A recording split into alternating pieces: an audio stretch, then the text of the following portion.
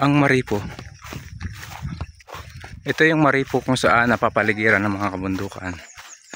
Yan ang lugar niyan, Tag-aw, no? Yan. Tapos yan, papunta ng Tagubong. Yan din sa kabila. Yan. Ito yung lugar kung saan dito rin ako lumaki. Na halos sa 15 years old, no? Dito ako 15 years old. Nilisan ko tong lugar na ito para makamit ko rin yung aking pangarap. So yung pangunahing produkto dito ay ang tubo, palay, yan, mais, mga gulay. Ayan, napakaraming mga ayan. Yan ang bayan ng aking pinsan. At dito ako natumba.